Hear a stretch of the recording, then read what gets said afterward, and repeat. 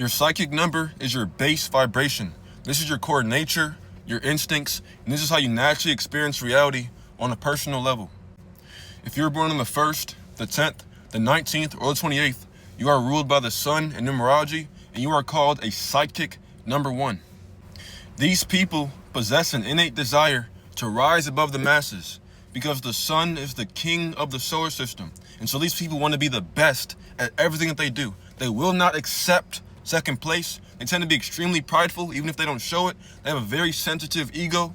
Their mind is overflowing with ideas, and they get the most fulfillment when they're able to freely express themselves and act upon their ideas. This is a number that wants to set their minds on something, and once they fixate on something, there is nothing that anybody can do to talk them out of it or to manipulate them or influence them out of it. These people are independent thinkers. They have an exceptional work ethic, and this is because they want to be the best. And so they're willing to do the things that no one else is willing to do to achieve their goals because they want to be seen.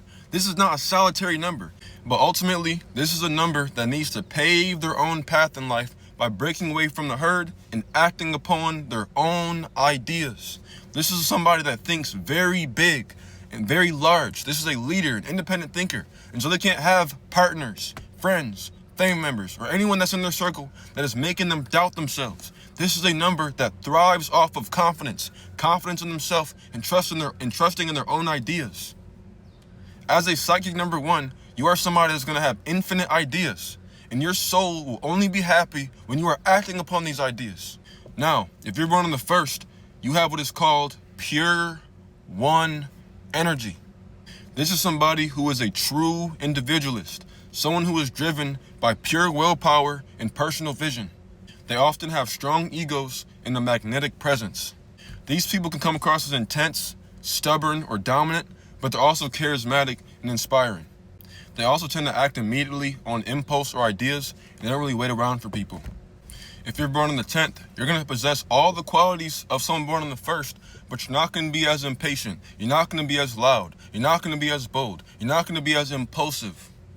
You're not going to be as aggressive, because anytime you have a 0 paired to a number, it restricts the number that it's next to, and then it amplifies that person's inner world. And so if you're born on the 10th, you're going to have a very powerful inner world.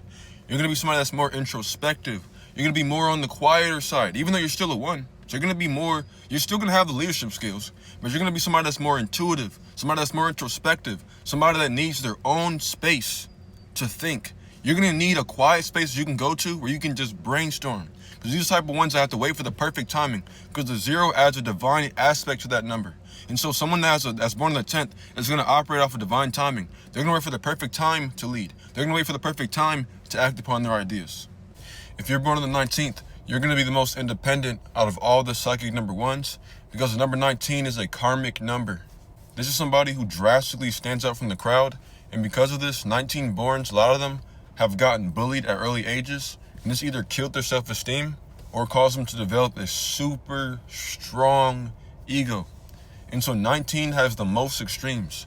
You can have a 19 that's super overly confident and they have a huge ego, or you can have a 19 that has a super low self-esteem. Famous example of this is Dabo, born on the 19th. He's currently getting bullied by the entire world. Another example of this is Malcolm X, also born on the 19th, and he was heralded as a god. The world loved him. You saw how overly confident he was and overly supercharged he was. And so a lot of 19s fluctuate between being super overly confident and having super low self-esteem.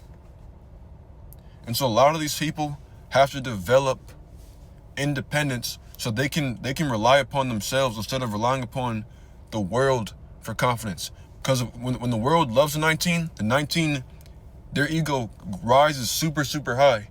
And then when the world hates a 19, their self-esteem just gets killed.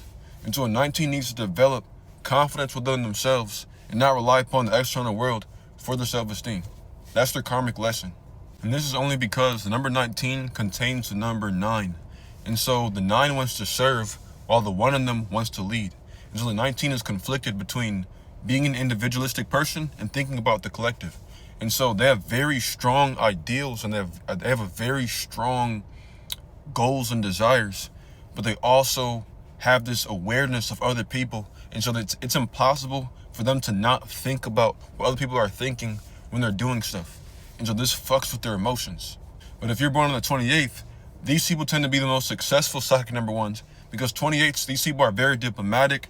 They know how to lead masses of people without hurting other people's feelings. They're very conscientious. They're very diplomatic. Like I said earlier, these people are very strategic and they're really good in teams. Someone born on the 28th is one of the very few ones that can actually work in a group and work in a team. Because they in them gives that executive ability, the ability to control other people, and the two of them makes them diplomatic, makes them emotionally intelligent, and it gives them the ability to be aware of other people. And that one of them gives them the leadership skills. And so 28s they make excellent leaders, they make excellent bosses, they make excellent executives. And if you'd like to learn more about numerology, just click the link in my profile bio and read my book, Supreme Mathematics, A Complete Guide on Chaldean Numerology, or if you like a reading, just book a session.